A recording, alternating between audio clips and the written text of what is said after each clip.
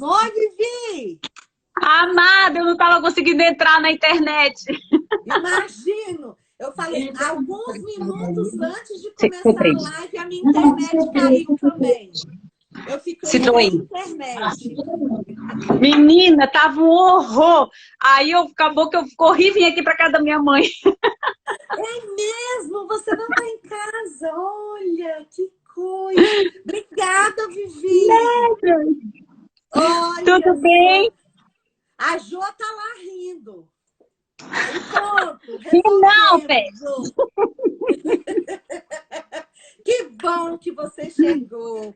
Seja muito bem-vinda, Viviane. Gostaria de Obrigada, amor. agradecê-la, assim, e ainda mais sabendo desse esforço para estar conosco essa noite. Muito Mas obrigada deu mesmo. certo, graças a Deus. Ai, que bom que você conseguiu. Então, eu gostaria de agradecê-la mais uma vez e vou apresentá-la, porque pode ser que tem gente que está entrando hoje a primeira vez. E aí a gente vai Verdade. continuar, porque a gente já começou o papo, Vivi. Eu tinha uma Mal pergunta para imagino, te fazer, imagino. mas a gente vai, porque a live é interativa e a gente vai seguindo, tá? Verdade, verdade. Então eu vou apresentar a Viviane Guimarães, graduada em letras, psicopedagoga, especialista em avaliação e é neurocientista, vice-presidente do Movimento Orgulho Autista Brasil, multiplicadora Isso. do método das boquinhas, autora de alguns livros, coordenadora e diretora do projeto Mais Inclusão no Facebook e organizadora do Congresso Mais Inclusão e Adaptação, que vai ser em agosto. Não, esse tempo não tem jeito, né, amor? A gente não vai realmente, tá muito complicado, a gente, assim, tá pensando muito na segurança das pessoas. Vamos deixar pro ano que vem. Ah, então tá. Mas assim, vai avisando que a gente vai anunciar aqui.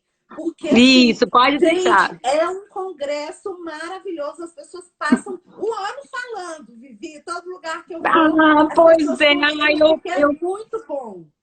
eu cancelei com dor no coração.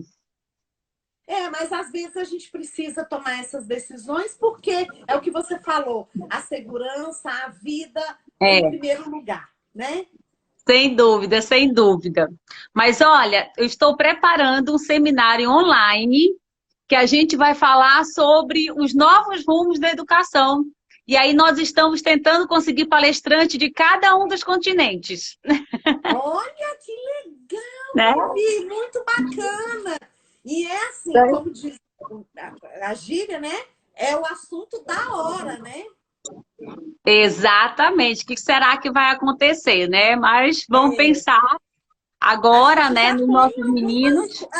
a gente já tem alguns sinais aí de que algumas coisas realmente vão mudar e vão mudar mesmo, não vai ter mais Sim, volta, né? é verdade, é verdade. Mas vamos estudando o que que vai acontecer, né? É, pois é, a gente precisa refletir sobre isso e se preparar. Agora, eu sempre falo, quando a gente se prepara em movimento. Não é assim, eu vou me preparar e depois eu vou atuar, né? A gente faz as duas coisas.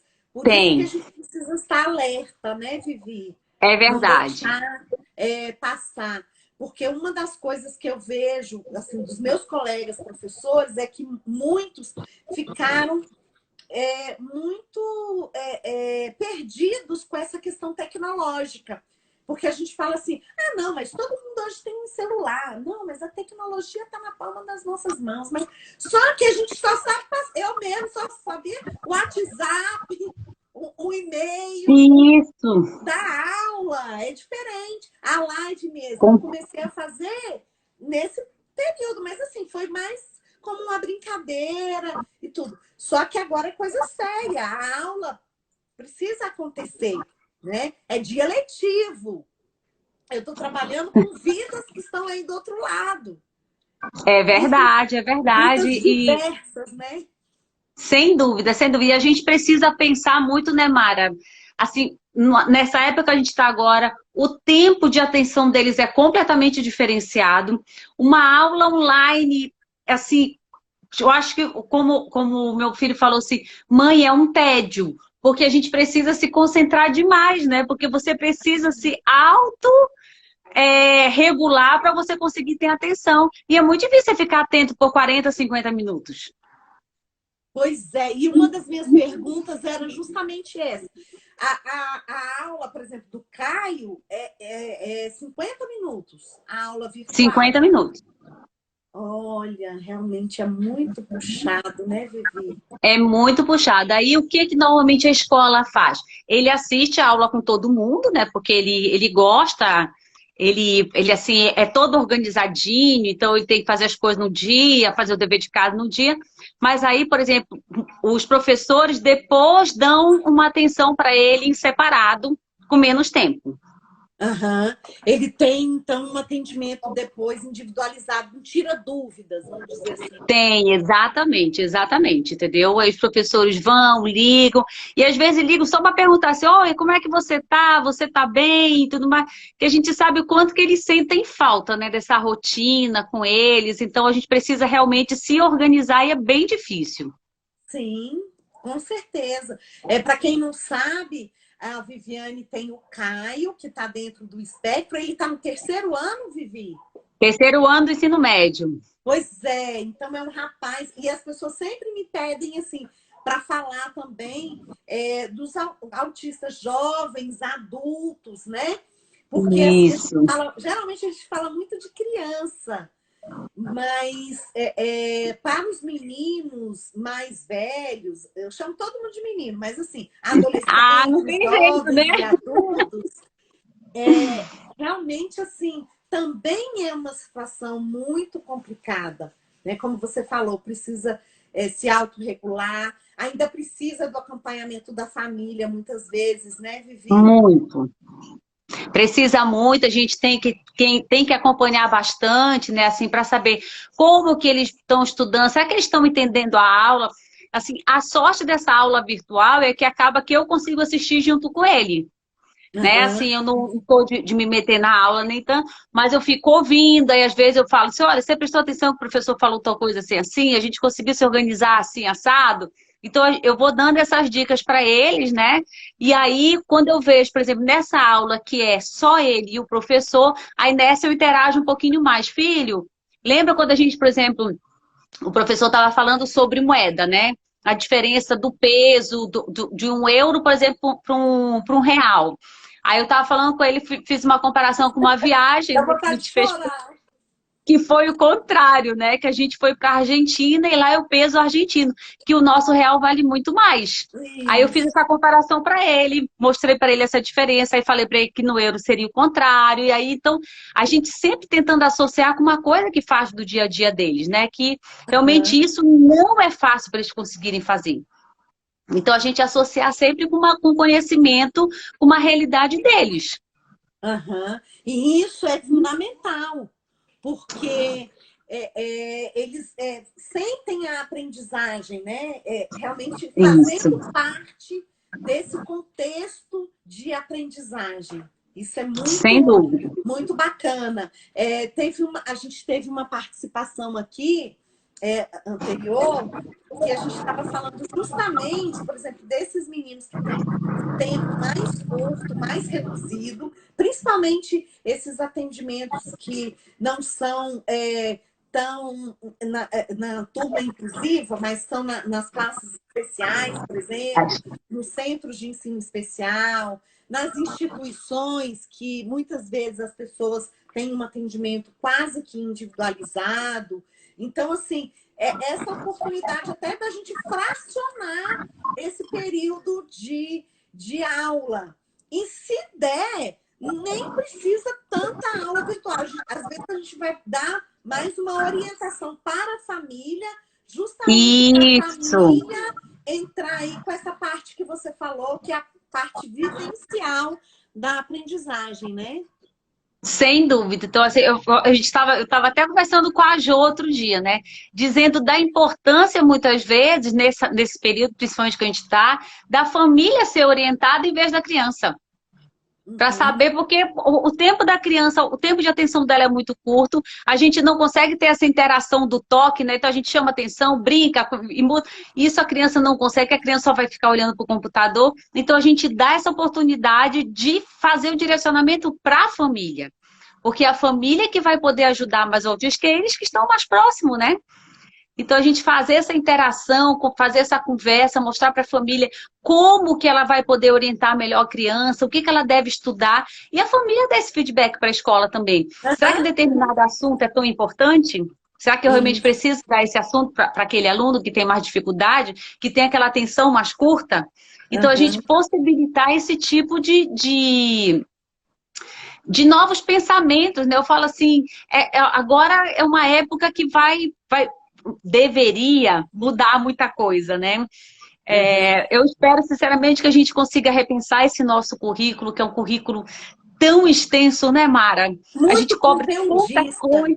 Muito, muito, muito conteudista, com coisas que a gente não vê, assim, uma funcionalidade na vida do jovem, né? Então, assuntos, por exemplo, que a gente vê que poderiam ser cobrados numa faculdade, estão sendo cobrados agora para eles. Então, o tempo de atenção deles, eles não conseguem fazer isso. E é muito conteúdo mesmo de diversas disciplinas. E muitas vezes não tem uma interdisciplinaridade mesmo. Ele está vendo uma coisa em português, uma coisa de história diferente. Então, assim, até mesmo para organizar essas ideias, né? Isso. É complicado.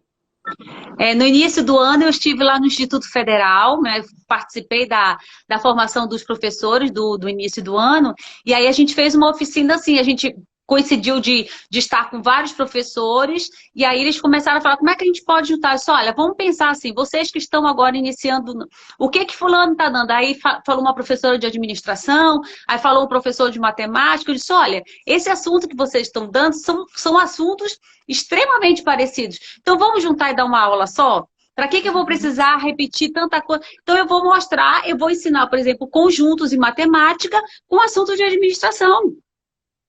Então, a gente vai fazer os conjuntos com aquela relação que a administração tem. Então, fica muito mais fácil. Eu estou interagindo, eu estou juntando os assuntos. Então, a gente precisa pensar nisso para os nossos alunos, né? Não, e a ideia que eles têm é justamente isso, que são coisas estanques, né? Assim, separadas. E não são. Não deveriam ser, né? A gente precisa realmente pensar assim, a gente tem que sair desse nosso lugar comum. E eu falo que são épocas assim, né, Mara? E alunos com dificuldade, alunos com deficiência, é que faz a gente sair desse lugar comum. É que vão mexer com aquele nosso planejamento, que eu brinco assim, professor planeja e deixa às vezes uma aula preparada durante 10 anos. Então, aquele aluno que tem dificuldade, uma época agora de pandemia dessa, é que vai fazer a gente se desestruturar e pensar numa nova forma de dar aula. Esses dias, eu ouvi um depoimento de um professor de física. Ele disse que está sendo um momento riquíssimo para ele. Por quê? Porque ele é aquele professor de aulão, né? Sei lá, dá aula para 100 e tantos meninos numa sala, né, no auditório, aula show, aquelas coisas de cursinho. De cursinho. Isso. Aí agora ele tá gravando aula no estúdio, enfim, mas grava uma aula só e atinge muito mais. Só que tem o plantão de tira dúvidas. E é aí que ele aprende.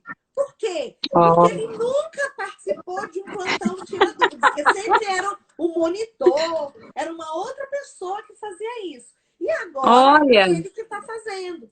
Então, ele falou assim que é muito interessante porque ele está vendo como o estudante pensa. Olha só. Então, ele está... Nossa, e ele não participava disso. Não, ele disse que planejava aulas, como é aquela coisa, quantidade, cursinho, você tem que dar muita matéria, muita dica, essa preparação, né? Para essas coisas. Então, assim, ele preparava as aulas do jeito que ele achava que estava bacana. Só que e já tinha o plantão de tira dúvidas, mas eram os estagiários, eram outros alunos que davam. Enfim, ele não tinha contato assim direto. E aí ele falou para o aluno, né? Mas por que você não pergunta isso na aula? Ah, porque eu tenho vergonha. porque o pessoal vai me zoar.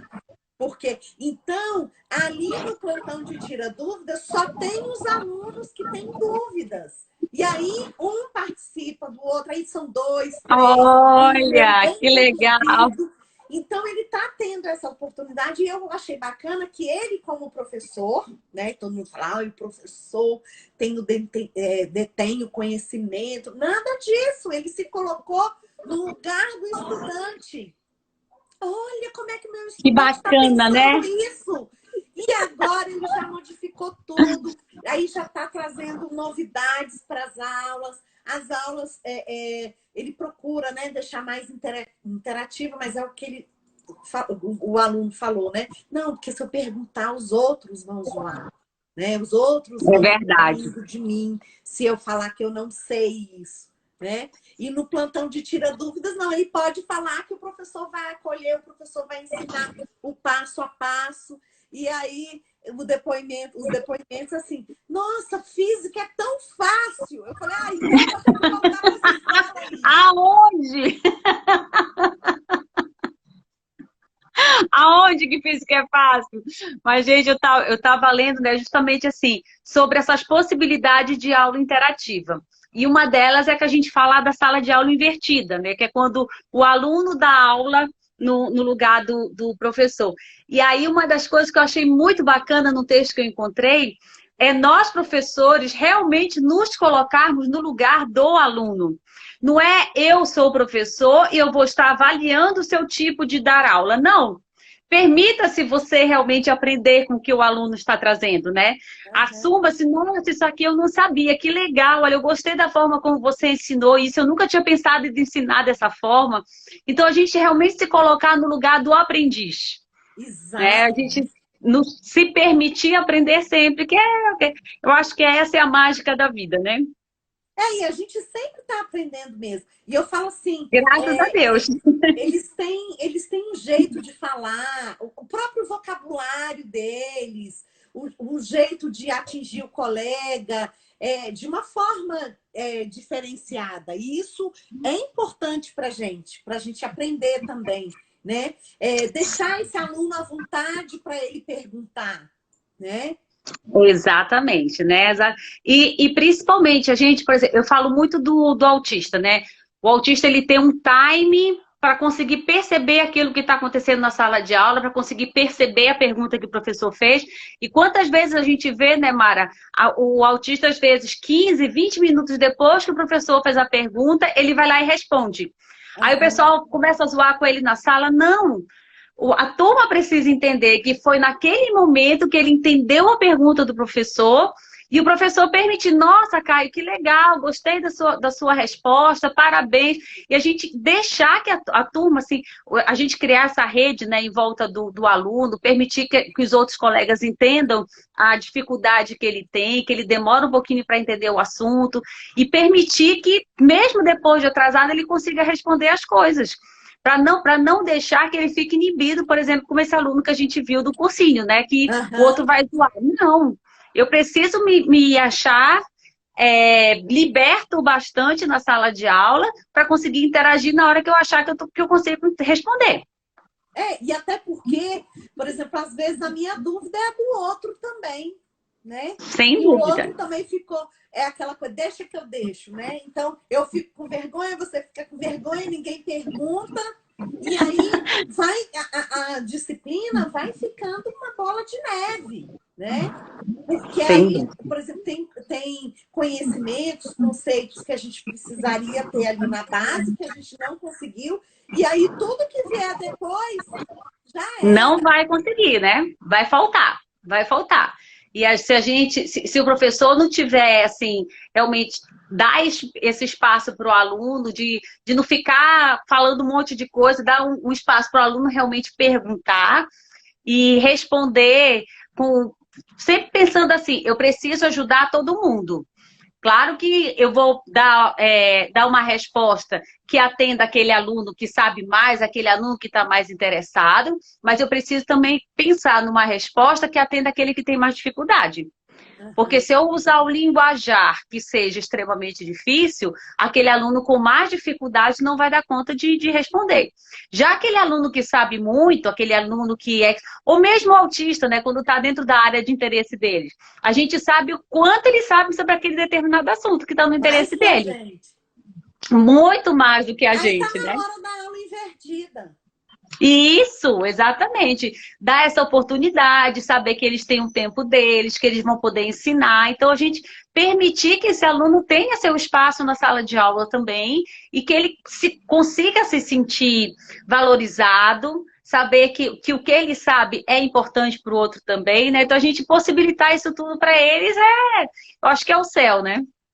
E eu falo assim, mesmo nas aulas remotas, a gente pode ter aulas interativas, né? Você pode deixar os meninos participarem, pensarem, você pode pensar em estratégias para eles participarem. Né? É muito bacana, por exemplo, nessas aulas do Caio, né? Então, eles estão possibilitando vários tipos de aula, né? Então, e de exercício. Então, eles estão fazendo, por exemplo, mapas mentais, que aí ajuda o aluno a fazer resumos.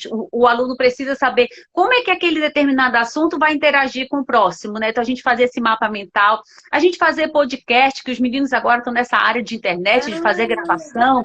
Então, fazer podcast, fazer vídeos. Então, a gente pode pensar numa maneira do aluno se sentir motivado e interessado para aprender mais.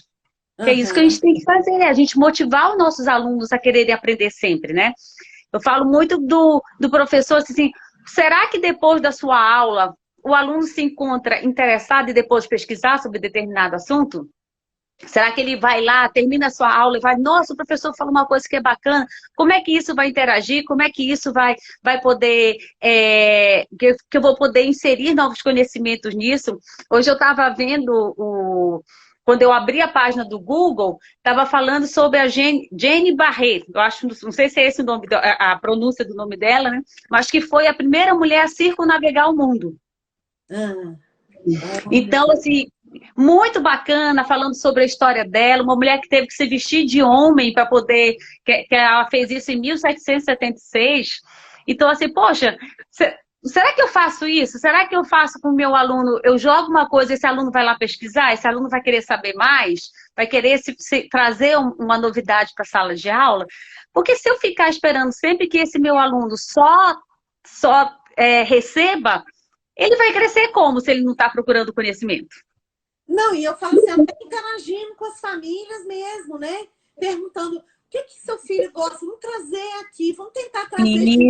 Porque você fala assim, mas eu tenho 30 alunos, eu vou trazer dos 30. Cada dia você traz um pouquinho, junta um com o outro, coloca ele nesse lugar de ensinar, pede para ele te mostrar, envolva o seu estudante, coloque na vida prática dele, veja com a família, como você deu o exemplo, né? Do dinheiro, dos pesos, né? Do real, do euro, quer dizer, na vida de vocês. Esse conteúdo que a gente vai dar, como é que a gente pode colocar na nossa vida? Sem dúvida, sem dúvida. Né? E a gente fazer com que esse aluno se encante, né, por querer aprender, por querer trazer novidade para a sala de aula. Eu sou professora de língua portuguesa, né? E uma das coisas que eu sempre incentivei meus alunos foi eles lerem em voz alta.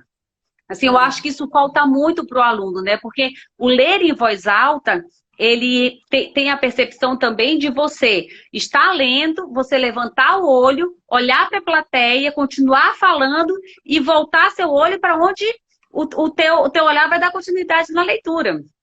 Então, isso é um exercício, isso é uma coisa que a gente precisa fazer. E isso era muito bacana, porque eu permitia que cada aluno trouxesse o texto que ele quisesse. Então, se quisesse trazer uma poesia, se quisesse trazer um artigo de jornal, ele poderia ler qualquer coisa. E aí, ele imprimia todos os textos para todos os colegas. Então, no final do semestre, os alunos tinham uma página de 30 e poucos textos que cada um tinha trazido o seu. E ao mesmo tempo vocês poderiam trabalhar também a variedade textual. Exatamente, né? E a variedade de temas. Linguagem. Bem legal, né? Exatamente, né? Então, era uma coisa que eu gostava muito de fazer, porque com isso eu também conseguia saber um pouquinho do aluno. Eu sabia que tipo de texto ele gostava mais de ler, qual era o tema que ele mais gostava de ler. Então, isso também me trazia um pouquinho de informação do aluno de quem ele era. E essa é uma Então, dica que você está dando, ó, os professores que têm aí alunos já que estão mesmo no início do processo de leitura, não precisa ser criança sim. muito grande, né? E aí Não, você não, não. combinar com eles, cada dia um traz. E outra coisa também que eu tô lembrando, Vivi, que a gente aprende a respeitar também, que às vezes eu não leio tão bem quanto você, mas um dia você vai ser o seu dia de ler também. É, Né? exatamente, exatamente. Então, assim, eu deixava, inclusive, cada um decidir que dia queria ler. Então, normalmente, aqueles alunos que gostavam mais, que tinham mais facilidade, eram os primeiros a querer ler. E aí, com o tempo, e o outro que tinha mais dificuldade, ficava treinando em casa para esperar a sua vez. Era muito bacana, assim, que aí, com o treino, nenhum deles leu mal. Né? Uhum. Alguma coisa que a gente conversava com eles era o tom da voz, a gente saber fazer a prosódia, saber fazer uma pontuação de uma forma correta, da forma como a gente fala, né? A gente não fala com pontuação, mas a gente dá a entonação daquilo que a gente quer. Então, o aluno fazer isso, a postura ao ler, ele conseguir fazer esse exercício que eu te falei, né? De olhar para frente e voltar, mas principalmente, assim, de eu conseguir conhecer um pouquinho deles, né? De eu saber o que cada um gostava, porque era o assunto que eles traziam no texto. Isso, tem até um comentário aqui da UTI da alfabetização, acho que é lá do Centro de Ensino Especial 1, se não me engano. Ela falou assim: ler em voz alta também facilita o que está aprendendo a memorizar. Então, eu não estou Isso. lendo, mas eu estou ouvindo. Até porque quem está ouvindo é porque vai chegar a sua vez também. Então, eu Exatamente. memorizo, eu respeito, né? Isso. E aí depois eu conversava com a turma, eu perguntava se eles sabiam daquela temática, se eles poderiam dar alguma, colaborar com aquele texto, trazer alguma informação. Então, ao mesmo tempo, eu também estava verificando, será que a turma está atenta? Será que a turma conseguiu interpretar o que ele estava falando? Então, isso tudo, claro, não valia ponto, entendeu? Mas era a alegria de estar lendo, de estar se De expressando na sala de participar, aula. Então, a né? gente precisa aproveitar isso dos meninos, né? E uma outra coisa importante, Vivi, é que a gente também trabalha a criatividade, a nossa e a deles.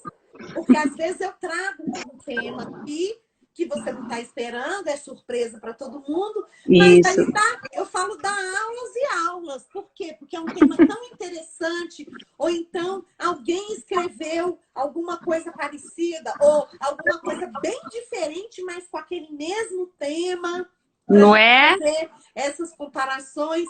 A gente teve um exemplo desse aqui numa live, eu até postei, tá aí nos meus stories. A Fabíola, que é uma professora, gravou um vídeo com seus alunos e a Fabiana, que é a mãe de um menino que assistiu a live, fez a atividade com o filho dela. E ele postou Ah, hoje. E aí ela falou assim, nossa, era de borboletas. Aí ela falou assim, e as minhas borboletas ficaram sem antenas. A Fabíola, a professora, falando. uhum. Né? E aí já criou outra atividade. Ela começou com a poesia, né, das borboletas, e aí foi crescendo, crescendo. Agora entrou a matemática, as cores.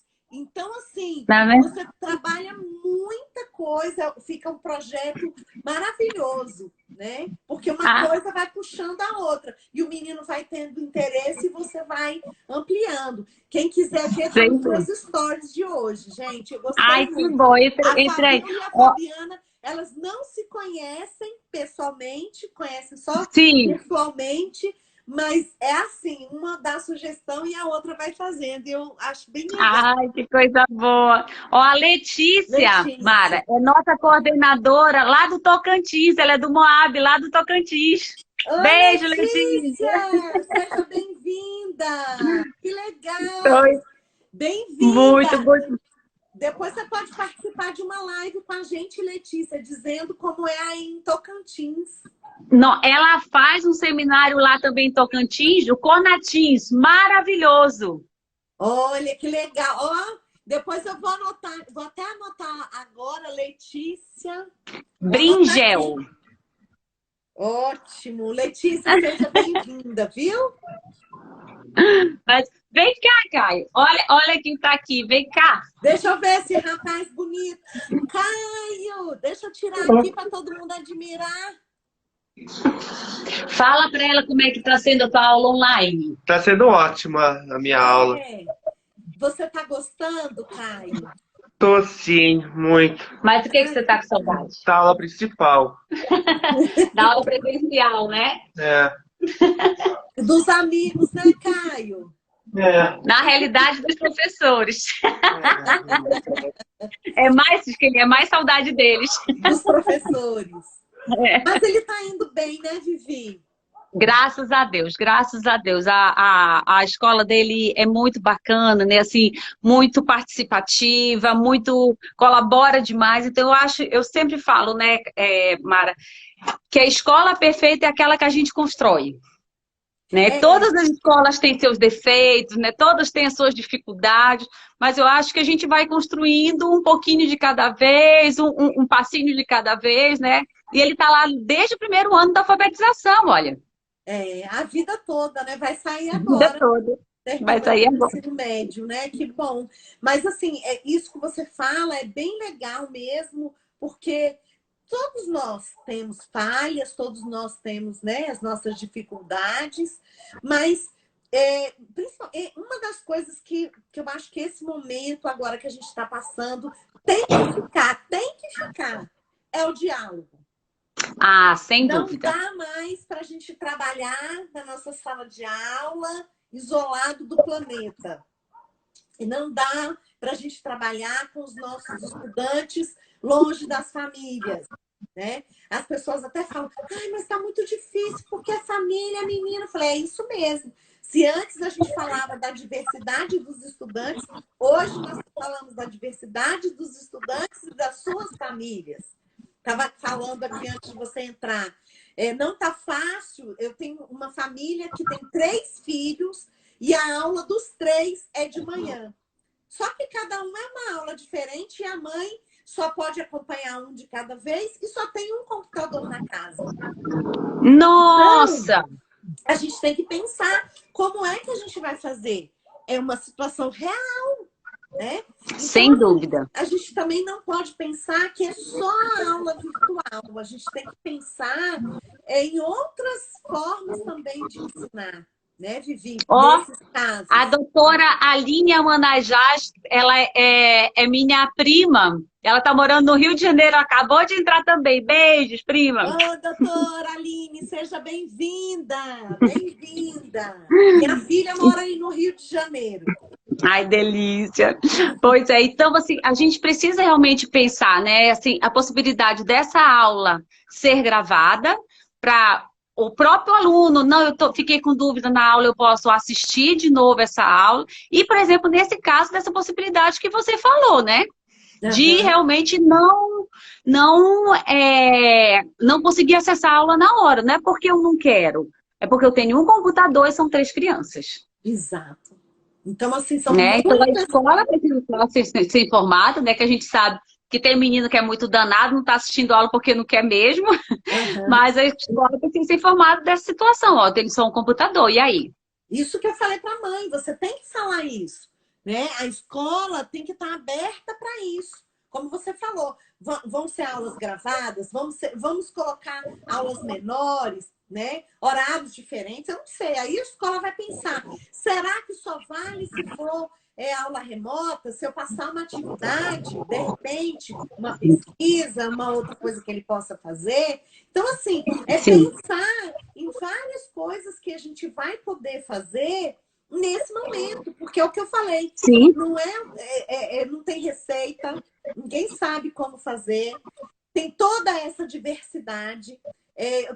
Eu já fiquei sabendo também de uma família que eles têm a internet deles, é aquela que você paga um pacote, né?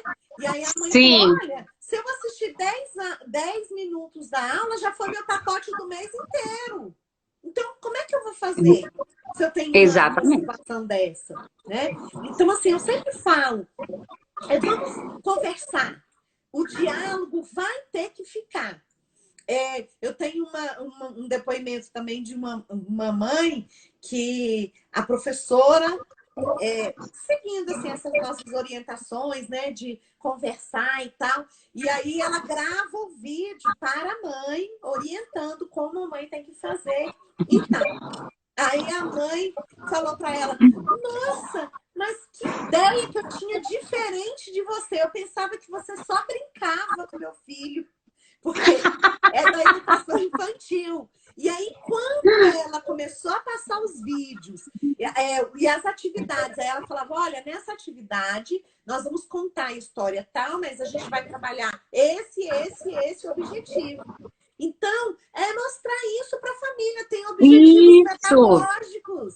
Não é só exatamente. brincadeira, não. E É tem gente que pensa intencionalidade, né? tem gente que Eu pensa que só a planejar. gente brinca. É intencionalidade, mostrar que eu estou dando esse determinado assunto dessa determinada forma, porque eu tenho a intenção de fazer tal coisa com a criança. Então, isso tudo a família precisa ser informada, né? Claro que a educação infantil aprende brincando, né? Então, a gente precisa verificar. Então, por exemplo, quando a gente tem uma pessoa com alguma deficiência, que a idade mental dele não corresponde com a idade que ele tem, então a gente vai precisar muitas vezes regredir alguns passos e, quem sabe, fazer algumas atividades, não para infantilizar, mas para aproveitar o que aquela criança pode fazer. Né? A gente tem que ter personalidade, saber que cada um tem o seu tempo, tem a sua forma de aprender, e eu preciso valorizar isso, né? Não adianta eu cobrar dele uma coisa que ele não vai dar conta de fazer. Não, e é importante o feedback da equipe pedagógica e a família para esse retorno. Ó, professor, essa atividade ele não deu conta de fazer, não tem condição. Isso. Aí o professor, a equipe vai pensar, por que ele não conseguiu? E aí é o que você está falando. Às vezes já tá lá em cima e ele ainda não chegou aqui. Então vamos dar essa base, aquilo que ele precisa, o que a gente chamava de pré-requisitos, né?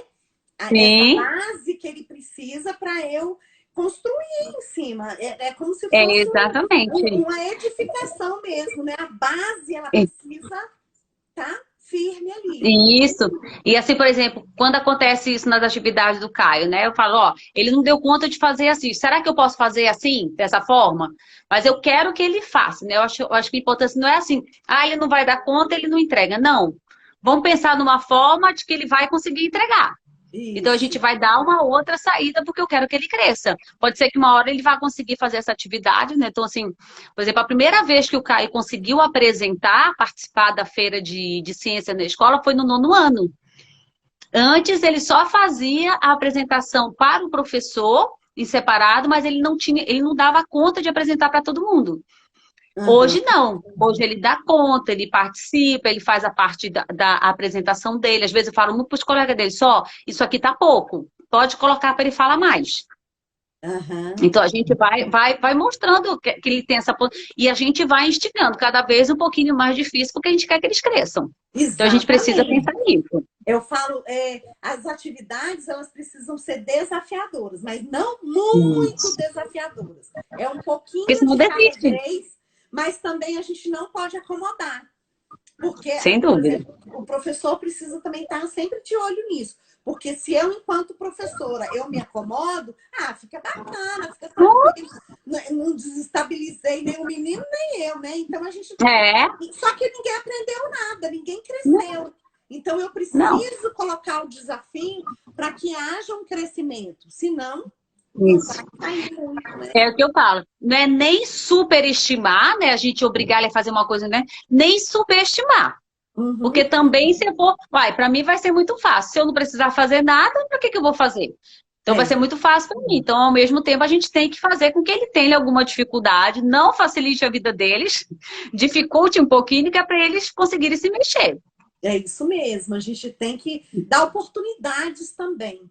Eu falo... esse momento é um momento ímpar mesmo. Tomara que não tenha outro, mas que fique, né? Essa questão mesmo da interatividade entre família, escola, muitas vezes, no próprio diálogo mesmo, tanto de um quanto de outro, a gente às vezes percebia como se fossem lados opostos, né? A família brigando com a escola brigando. Não! Nós temos o mesmo objetivo, né? É o meu aluno, é o seu filho. Então, o objetivo Isso. é só. O que a gente tem que fazer? A gente tem que Né? unir, a gente tem que juntar os esforços, né? Então, se uma coisa eu puder pedir para continuar depois disso, é justamente essa união, essa parceria da família Sim. com a escola, né? Eu não esqueço de uma coisa que a Vanessa falou, né, num curso que eu estava dando, que ela é mãe, ela é TDAH e é mãe de um TDAH, né? E aí que ela foi uma vez chamada na escola, ela disse, Vivi, eu estava sozinha e tinha, assim, uns 5, 6 professores, coordenadores e tudo mais, e começaram a falar, que meu filho não fazia isso, meu filho não fazia aquilo, e eu fiquei ouvindo, deixei todo mundo falar. Quando eles terminaram, eu falei para eles, tudo isso que vocês querem dele, eu também quero. Só que ao contrário de vocês, eu não vejo isso como um problema, eu vejo isso como um desafio. Eu acho que é isso, né? É uma das coisas que a Jo também fala muito pra gente, né? A gente precisa pensar nessas oportunidades como desafios. Desafios. O desafio é aquilo que eu quero resolver, né? O problema é uma coisa que eu quero afastar. O desafio não, o desafio eu vou tentar resolver. Então, eu acho que a gente precisa pensar realmente nessas possibilidades, da gente se sentir desafiado nesses momentos e pensar como uma oportunidade de crescimento. É isso que eu penso, até porque não tem muito o que fazer, né, Vivi? A situação está posta, né? É o que você falou. Você não queria ter cancelado o evento, mas é a necessidade. Então, a gente tem que ver que a necessidade agora é essa, né? Então, é isso que a gente tem para o momento e a gente tem que fazer da melhor forma possível. E sempre em união, em parceria, um apoiando o outro, um ajudando o outro. E nós temos 3 minutos, eu queria suas considerações finais. Querida, queria te agradecer demais esse convite. Você sabe que é sempre um grande prazer estar aqui com você, tá nessa sua live. Você é uma anfitriã maravilhosa. E essa oportunidade que a gente tem de poder ajudar as pessoas, de poder dar um pouquinho de algumas sugestões, né, para poder ajudar os nossos alunos. Então, esse é o momento realmente da gente pensar em novas estratégias, em como a gente vai poder motivar os nossos alunos, pensar no tempo de atenção deles, que às vezes é tão curto. Então, vamos aproveitar essa atenção com aquilo que eles podem fazer. E vamos nos despir de todas as nossas certezas para que a gente possa realmente ajudar com que eles cresçam. Ai, muito obrigada. Saudade beijo, de você, amor. viu? Também, muito obrigada. Um beijo grande, beijo pro Caio e na Luísa. Pode deixar.